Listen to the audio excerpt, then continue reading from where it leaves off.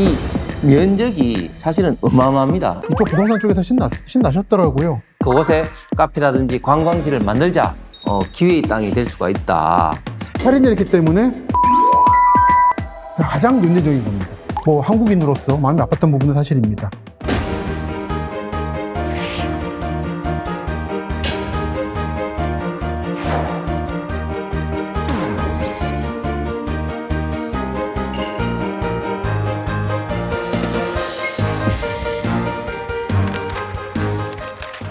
예, 안녕하십니까. 도시의 본질을 이야기하고 짚는 진짜 도시 이야기 도시직설 홍석준입니다. 예, 김시석입니다. 예, 김 박사님, 우리 도시직설을 하니까 김 박사님은 어떤 것이 최고시는? 저는 마치 이런 도시들을 진짜 지금 우리 시청자분들하고 여행하는 것 같아서 참 정말 신나는 것 같은데 우리 박사님 생각 어떻습니까? 평소에는 아무래도 큰 도시 위주로 말씀드릴 수밖에 없는데, 예를 들어 이른바 조회수라든지 생각해서 아무래도 국가가 하는 방송에서 말씀드리다 보니까 그런 부담을 덜고 좀 작은 도시들, 전국을 다니면서 크고 작은 도시를 다 봅니다만 말씀드릴 기회가 없었던 작은 지역들에 대해서 말씀드릴 수 있어서 개인적으로 보람차게 느끼고 있습니다. 예, 그런 것 같습니다. 오늘 저희가 볼 도시는 바로 대한민국의 거의 중심부에 위치하고 있는 도시 제천입니다.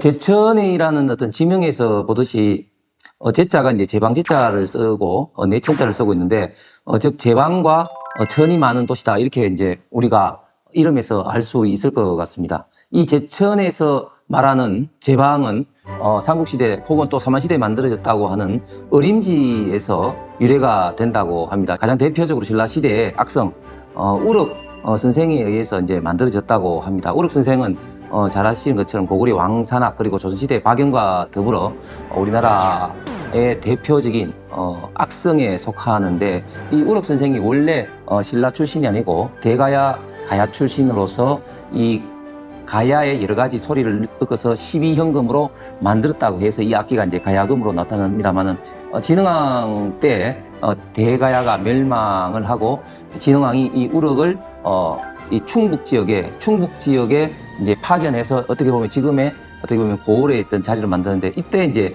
우럭이 어림지를 만들었다는 그런 어떤 설화가 현재까지는 우럭이 어림지를 만들었다는 가장 대표적인 그런 이야기가 아닌가 생각합니다. 그리고 어림지는 한국에서 이제 삼한시대나 삼국시대 얘기를 많이 합니다만 현재 호수 형태로 갖춰진 건 사실은 일제시대죠.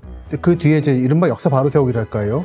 관광자료를 하면서 근대 농업용 저수지로서 정비된 흔적이 거의 철저하게 지워진 건 좀 개인적으로는 아쉽게 생각합니다.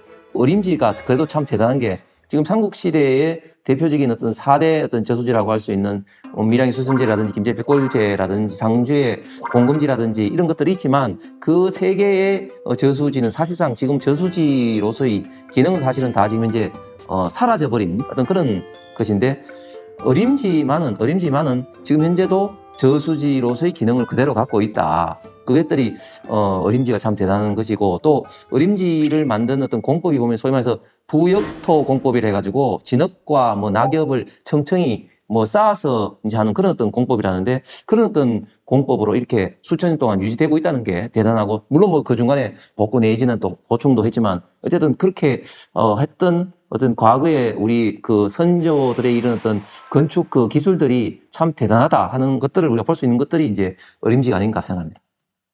제천이 이제 개발이 본격적으로 된 게 이제 철도에 있던 중심 도시로 특히 중앙선, 태백선 그리고 충북선 등등이 이제 교차지로서 본격적으로 이제 개발이 됐다고 볼 수가 있는데 사실 이제 일제시대 때 일제가 당시에 조선을 식민지화함으로써 가장 철도를 이제 놓기 위해서 가장 이제 중심적으로 이제 했던 목적이 두 가지인 것 같습니다. 첫 번째는 이제 쌀을 이제 수탈하기 위해서 예를 들면 이제 군산이라든지 또 전라도 지역에 또 철도를 먼저 놓기 시작했고 그 다음에 또 철도로 놓았던 목적이 이런 어떤 조선시대에 있던 여러 가지 어떤 지하 자원을 좀 수탈하기 위해서 특히 이제 뭐 환경 어떤 남북도라든지 이런 어떤 곳들을 중심으로 하면서 특히 남한 지역에는 석회석이라든지 이런 어떤 자원이 있는 이 강원도를 중심으로 해서 철도를 구설하고 거기에 이제 중간 역할, 중심지 역할을 하는 곳이 이제 제천이기 때문에 이런 어떤 철도, 특히 이제 산업선 철도에서 제천이 이제 발달이 이제 좀 더 일제시대 때 본격화되지 않았나 생각을 합니다. 제천역에 대해서 좀 말씀을 드리겠습니다.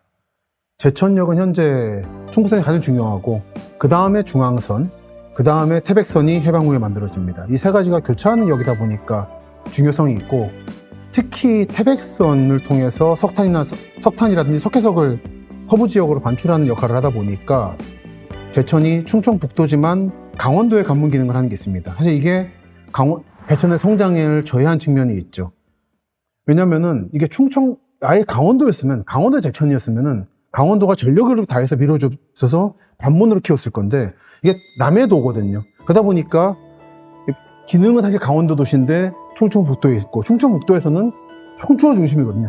충주가. 그러다 보니까 제천이 약간 소외받은 부분이 있다고 현지에서 말씀하십니다. 그래서 이런 부분을 파악하기 위해서 몇 가지 지도를 보겠습니다. 이건 제가 가지고 있는 책인데요. 책은 오늘 안 가져왔습니다만 1927년에 나온 취미의 조선여행이라는 책에 나오는 충북선 지도입니다. 지금하고 많이 다르다는 걸 느끼시게 될 겁니다. 조치원이 있고요. 조치원에서 오송이라든지 지난 다음에 청주는 지나지 않죠. 이 당시에 청주 북쪽을 통과했고 그 다음에 평안이라는 데까지 여기 들어옵니다. 23년에 청안역이 만들어지면서 여기가 종착점이 됨으로써 청안역이 급속히 성장하는데 이게 어디냐면 지금의 증평입니다. 그리고 27년에는 이걸 넘어가서 충주까지 연결하게 되죠. 이 선은 여기까지 갈 겁니다라는 걸 보여주는 지도예요. 그래서 이거 상징하는 게 뭐냐면 딱 4년 정도 종착역 기능을 했던 청안이 그 뒤에 이걸 혜택을 입어서 급속히 성장을 하고 여기에 군부대 하나가 사단이 들어오면서 괴산에서 독립해서 독립전이 군이 됐다는 거. 그만큼 근대, 현대의 철도 기능이 중요하다는 걸 보여주는 대전보다는 규모가 작습니다만 대전, 조치원, 청안, 증평은 각각 그런 걸 보여주는 사례인 거고요. 이렇게 해서 충주까지 이어집니다. 지금하고 많이 다르죠. 여기 중화선이 없고 흥북선이 제천까지 안 갑니다. 제천은 여기 보이죠. 충주 지나고 조령이 아래에 있고요. 괴산 아래에 있고 청풍 지나서 제천에 갑니다. 이걸 보여주는 지도는 다음 지도입니다. 충북부 철도국이 만든 39년 조선철도 상황 30회라는 지도입니다. 이거는 일본 국회도서관에 있는 자료고요. 이때는 이미 청안역은 종착역이 아니게 됐고요. 통과해서 이제 발천 그리고 충주까지 종착역이 됩니다. 그 다음에 계획이 대천까지 갈 거고 그 다음에 강원도 영월까지 간다. 성수텐. 이 계획이 있는 시점이었어요. 그리고 이게 위에도 보면 재밌는 게 경기선 또는 안성선이라고 부르는 열차가 있었는데 장호원까지 와 있었고 이천 장호원 원주까지 갈 겁니다라고. 요거는 이때 안 만들어졌고 지금 여주 원주 철도라는 계획이 이반된 상태라서 이때 계획이 결국 80년 만에 실현되는 거. 근데 이거는 더 먼저 만들어지는 거죠.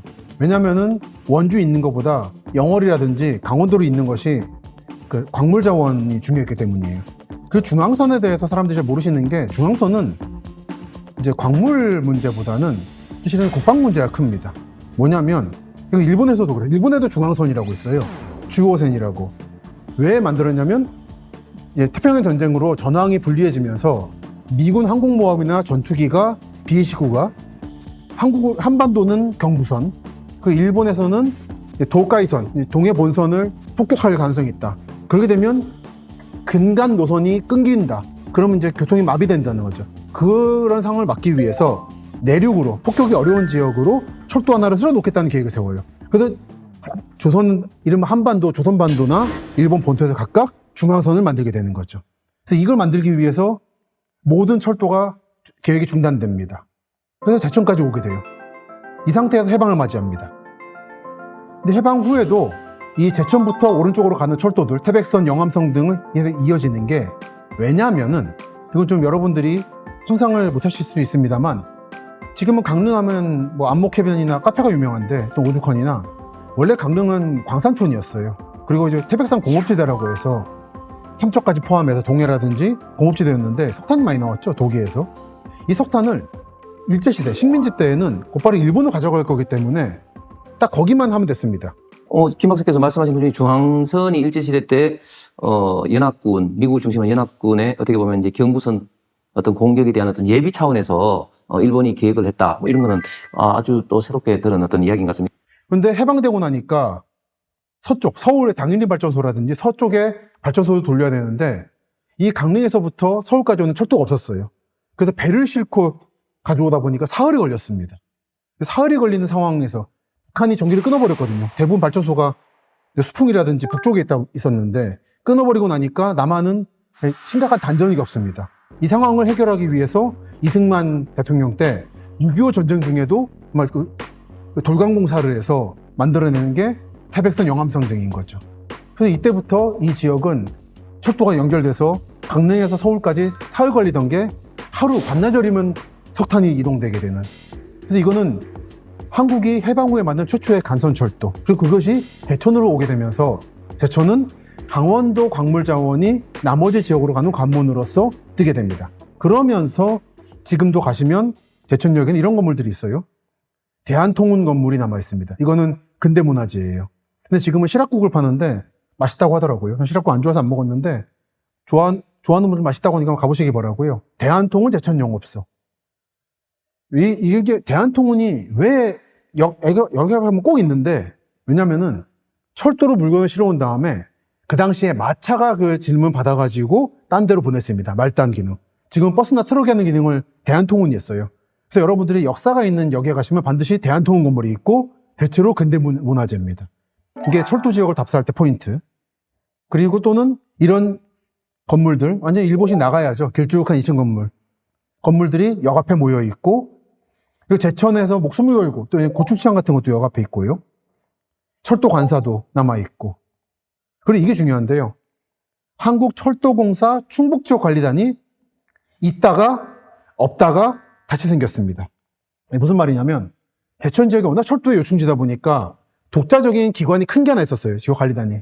그랬다가 제가 이거 답사한 게 2020년 중반인데 이 직후에 정부에서 이 대천을 폐지해버리고 대전으로 통합했습니다.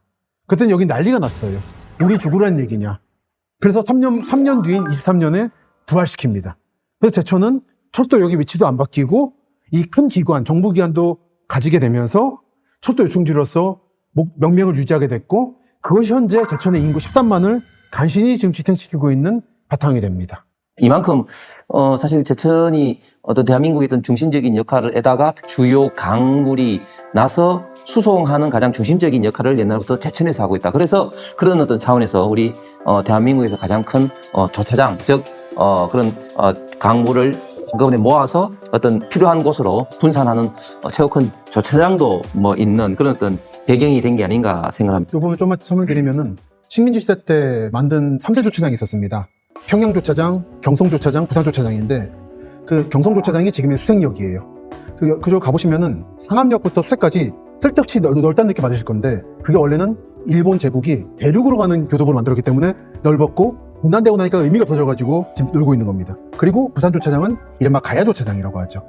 거기도 크게 만들었다가 기능을 다 완성하지 못한 상태에서 분단이 됐고 전쟁이 터지면서 피난민들이 그 땅을 대부분 차지하게 되면서 지금도 철도 부지, 계곡 같은데 좀 기묘한 집들이 있는 좀 흥미로운 형국이 되어 있습니다. 부산에서는 가조차장을 빼버리고 개발하자는 얘기를 하시는데, 거기는 KTX역도 이제 열차도 고쳐야 되는 기능을 하고 있어서 아마 빠지진 않을 거라는 말씀을 부산 분들에게 드리고 싶네요. 제천과 수색역에 큰 조차장이 만들어진 거는 이제 물산을 모아서 이제 필요한 곳에 이제 분산 보내기 위해서 한 거 이해가 가는데, 부산에서는 왜 이렇게 큰 조차장이 필요했던 거죠? 부산이 기본적으로는 이제 일본이 대륙으로 가는 교두보였기 때문인 거죠. 그 조차장은 기본적으로 광물도 광물인데 이제 철도를 대규모로 모아서 수리도 하고 정비도 하고 배차도 하는 그런 시설입니다. 그래서 그냥 부산에서부터 뻗어 보내는 거고, 사실 지금 일본의 고속철도엔 미도리 같은 게 사실 그때부터 있던 고속철이거든요. 부산에서 출발해서 조치원 지나고 경성 지나고 신의주를 지나서 이제 봉천까지 가는 그런 철도가 있었던 거죠. 그때 이제 아시아호 같은 것도 갔던 그런 게 있습니다.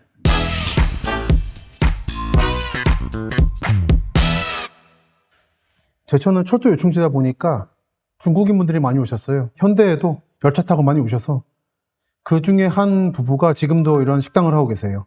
제가 굳이 가게 이름은 읽어드리지 않겠습니다만 선전될 수 있으니까, 나름 제천 시내에서는 가장 오래된 화상 중국집 중 하나고 건물도 그럴싸하죠. 그리고 이런 음식을 팝니다. 가게 자체적인 종이 포장지도 여전히 만들고 있는 훌륭한 식당이고요. 제천시 명동이고 이런 음식도 있으니까 다시 한번 검색하시면 나올 거예요. 한번 검색해 보시기 바라요. 그리고 한 가지 꼭 제천하면 짚고 넘어가야 될 사람이 있죠. 황사영이라고. 한국에서는 교육을 할 때 모든 사람이 좋아할 만한 사람을 하는 경우가 많습니다. 논쟁이 있는 거 싫어하죠.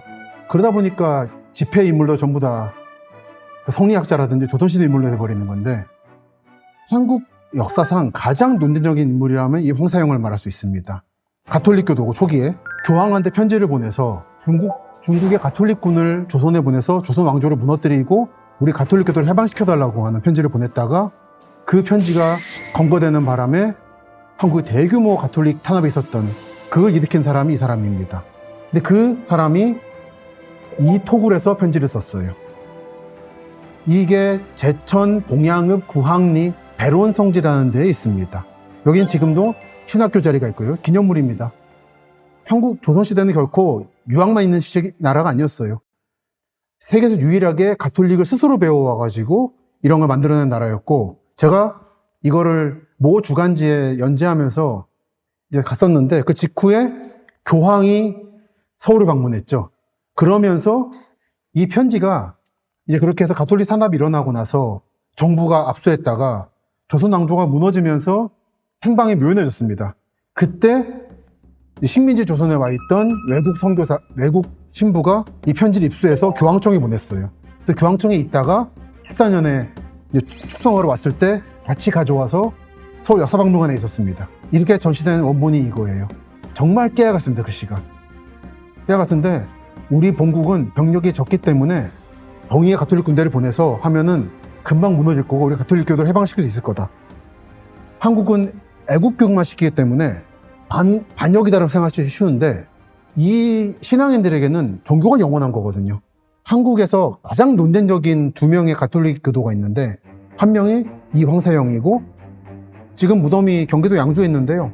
그 관련된 지도 어플리케이션 보시면 별이 하나예요. 매국노라고. 근데 그거는 조선하고 한국은 다른 나라거든요. 하나 있고, 또 한 명이 안중근입니다. 가톨릭 교도인데 살인을 했거든요. 근데 애국자예요.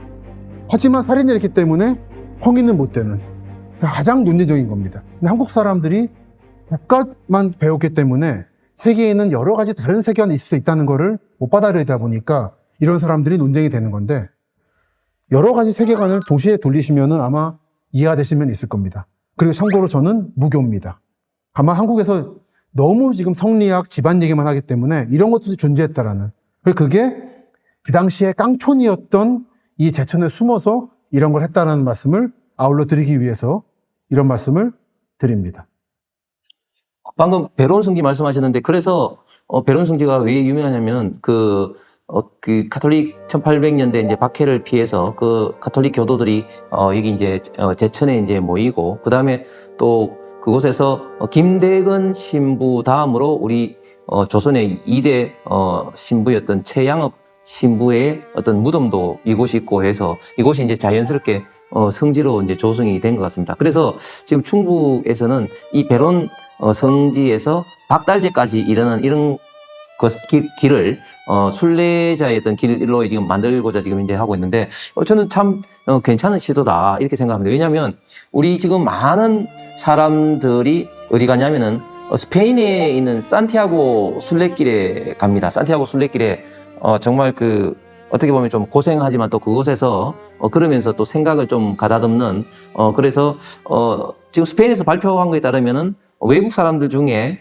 가장 많이 오는 국가가 한국이다 이렇게 발표할 정도로 우리 대한민국의 많은 사람들, 국민들이 산티아고 길을 가는데, 우리 대한민국에도 곳곳에 이런 어떤 순례자의 길이 있다. 그렇기 때문에 이런 것을 우리가 잘 만들어서 이런 것을 어떻게 보면 좀 국민들이 많이 그 관광 자원으로 활용할 수 있는 좀 그런 어떤 정책들이 좀 이루어졌으면 좀 좋겠습니다.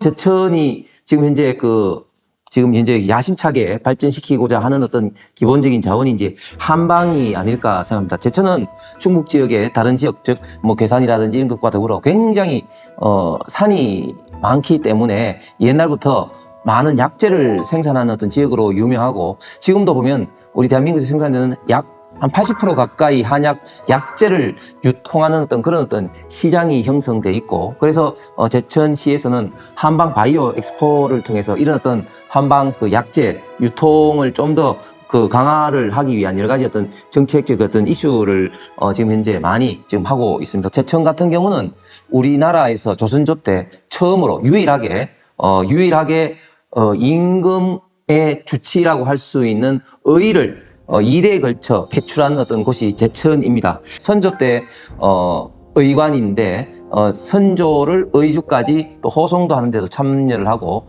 성조 때 이런 어떤 그 공로로 인해서 한계군이라는 어떤 봉호를 받고 또 제천 지역에 토지를 하사하면서 이렇게 이제 그 후손들이 이제 계속적으로 이제 제천에 살게 됐고, 그런 어떤 역사를 기반으로 해서 제천이 굉장히 옛날부터 한방 산업, 특히 한방 관련된 약재를 유통하는 곳으로 유명합니다. 여긴 제가 좀 개인적으로 관여했던 게 있어서 살짝 소개를 해드리겠습니다.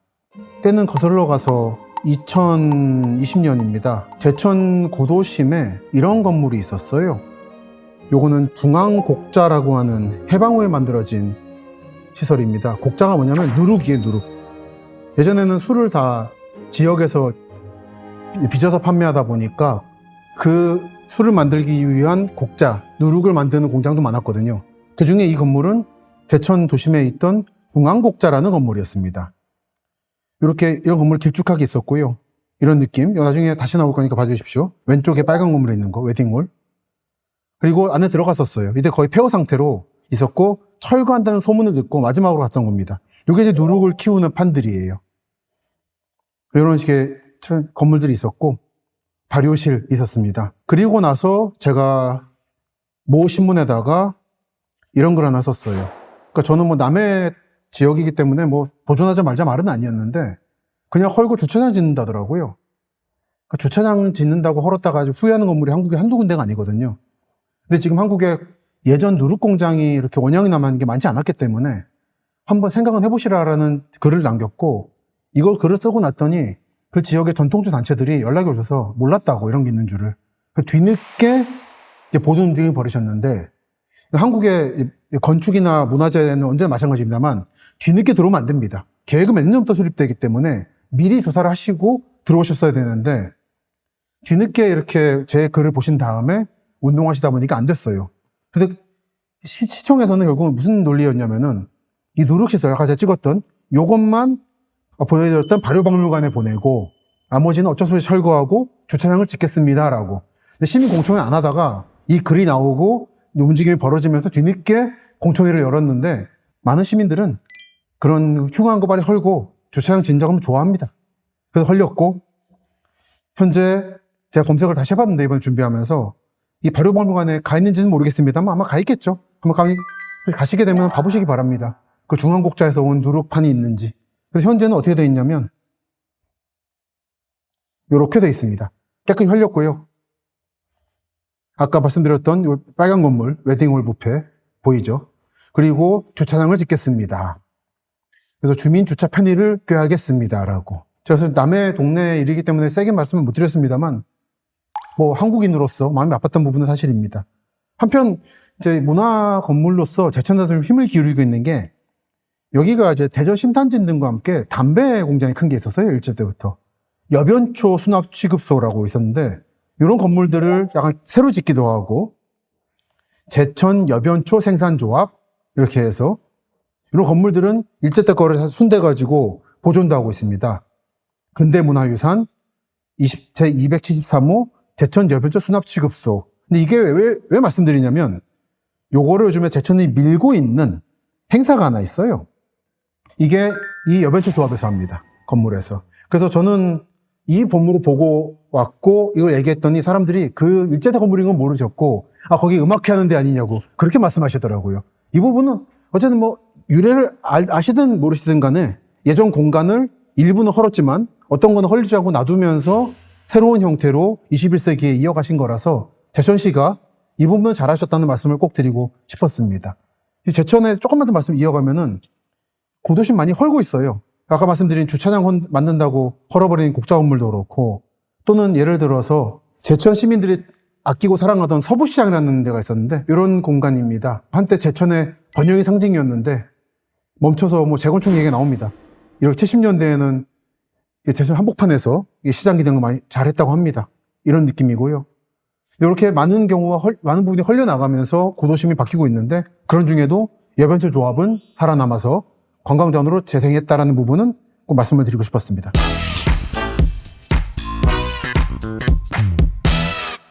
예, 김 박사 말씀하신 것처럼 그 중앙국자 이야기도 참 저희가 한번 이제 되살펴 봐야 되는 것들이 사실 자연이나 어떤 인공의 어떤 이런 어떤 구조물에 대해서 사실 그 존재 자체가 하나의 어떤 역사이고 문화인데 이걸 함부로 이렇게 없앴다는 나중에 좀 크게 후회할 일이 사실은 많이 있죠. 최근에도 옛날 수인선 협궤 송도역을 헐었습니다. 그거 원래 보존하기로 했었거든요. 그 자리 보존하면은 수리비가 더 많이 든다고 헐고 아파트 단지 만들고 한켠에다 공원 새로 만들고 새로 옮겨 짓겠다고 사실 신축한다는 거죠. 그런 식으로 사실은 보존이 더 비쌉니다. 여러분들 생각하시기에는 건물이 있는 거니까 더 싸다 생각하시는데 새로 짓는 게 싸요. 그러다 보니까 경제 논리로 지금 한국은 여전히 날아가고 있고 많은 것들이 예를 들어 삼성그룹의 모태인 대구의 삼성상회도 헐고 지었죠. 그리고 아까 주차장 말씀드렸는데 원주도 한국 최고 가장 오래된 단권극장이라 불렸던 아카데미 극장을 이번에 헐고 또 주차장을 짓는다고. 그러니까 복원하는 게 비싼 경우 또는 구도심에 주차장이 부족해서 주차장 만들기 위해서. 근데 이 경우는 안타깝게도 보면 이건 약간 정치적 얘기를 안 드릴 수가 없는데 그 지역의 지자체장이 당이 바뀌면은 많이 헐더라고요. 원래 지자체장 분들은 앞에 사람 걸 이어가는 걸 좀 싫어하시고 본인이 새로운 사업하는 걸 좋아하셔서 그런 정쟁의 결과 이런 건물이 많이 날아가기도 합니다. 저는 그 부분은 좀 마음이 아파서 꼭 한번 말씀드리고 싶었습니다.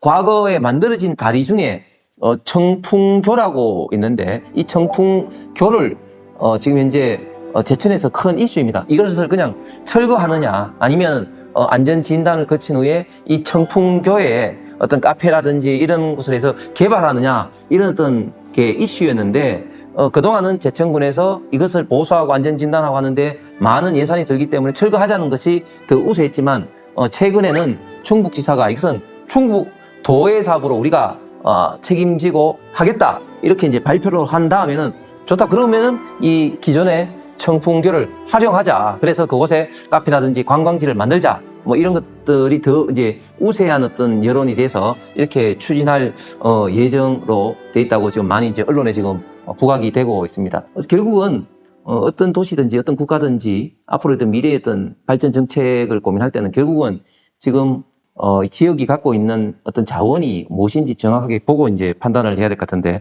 그러면서 몇 가지 조금 우리가 생각해 볼 게 결국은 지금 이제 제천이 갖고 있는 가장 큰 자원은 지리적인 어떤 우리 대한민국의 위치상인 어떤 중심부에 있다는 거, 그 다음에 또 청풍명을 같은 이런 어떤 거대한 어떤 호수가 있다는 게 아닌가 생각합니다. 그래서 지금 물류에 있어서 저는 앞으로 제천이 좀 기회의 땅이 될 수가 있다.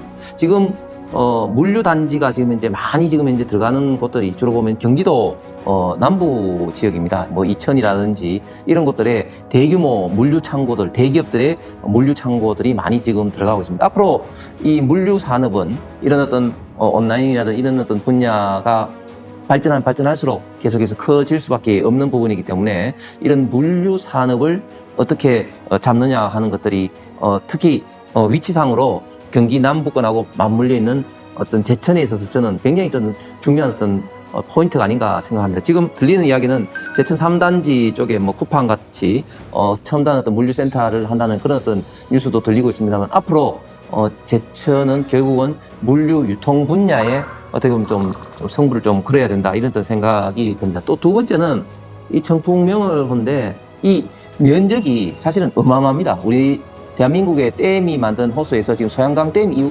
다음으로 가장 큰 면적인데 6,680제곱킬로미터입니다. 지금 서울 면적이 605제곱킬로미터이기 때문에 그 유역 면적이 충주호, 청풍호의 유역 면적이 서울 면적의 한 10배가 된단 말이죠. 그렇기 때문에 이 청풍호를 어떻게 잘 이용하느냐 이런 것들이 지금 제천에 있어서 가장 큰 어떤 이슈 중에 하나고 지금 제천과 지금 충북이 지금 야심차게 지금 하고 있는 게 뭐냐면은 내수면 국가의왕 사업입니다. 무슨 말인가 하면 비록 이 내륙이지만 이 청풍명호에 이런 의왕을 만들도록 하자 이런 어떤 계획인데 만약에 이제 이렇게 이제 된다면 이 청풍명호에 어떤 양식이라든지 그리고 의업 관련된 여러 가지 좀 정책을 할 수 있는 기반이 되는 겁니다. 한 가지 이제 마무리 차원에서 말씀드리겠습니다.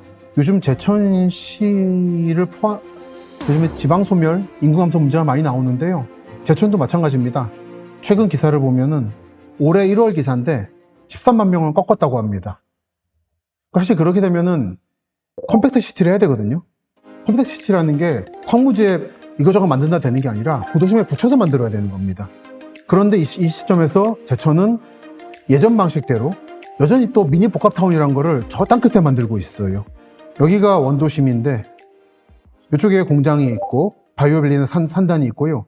여기다가 복합타운을 만들어서 이 한 바퀴 돌리겠다는 건데 의림지가 이쪽에 있고, 이게 만약에 한국이 반세기 전 또는 한 세대 전에 인구가 느는 시점이었으면은 이게 동그랗게 연담화가 됐을 겁니다. 근데 저는 아마 이거는 쉽지 않을 것이고, 이런 구도심 소멸은 다 서울, 부산 빠져나가서가 아니라 이렇게 자체적으로 행정가들이 또는 계획을 세울 때 정말 예전 방식으로 외박에 택지 만들면 인구가 늘 거라고 하는 그런 관성적인 행정을 하다 보니까 벌어지기도 한다는 거를 이 제천도 그 전철을 밟고 있는 것 같아서 개인적으로 마음이 아팠습니다. 요 말씀은 꼭 드리고 싶었습니다. 사실 이미 됐고, 지금 보면 기사도 이쪽 부동산 쪽에서 신나셨더라고요. 활성화 기대하고 있다고. 근데 이 활성화가 여러분이 생각하신 것처럼 서울, 경기도에서 오는 게 아니라 주변 농촌에서 인구를 빼오는 것이고 대천의 구도심에서 빼오는 것이기 때문에 이게 과연 대천의 미래를 위해서 좋은 것인가에 대해서 저는 좀 다시 한번 생각해 보시라는 말씀을 마지막으로 드리고 싶습니다.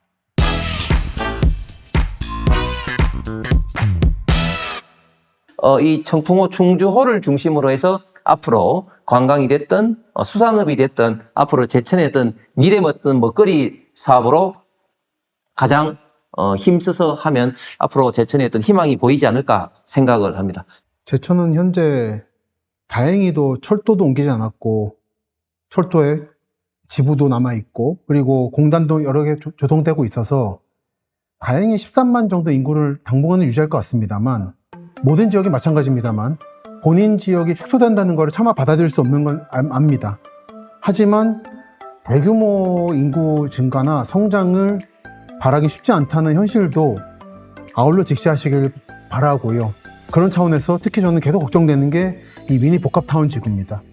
이 복합타운 지구에 너무 올인하시다가 원도심, 구도심 지역을 망가뜨려버리는 일은 없길 바랍니다. 이렇게 애매하게 행정기관을 옮겨서 구도심을 망가뜨리는 사례를 참 전국에서 많이 보거든요. 제천은 그런 일이 없으시기를 바랍니다.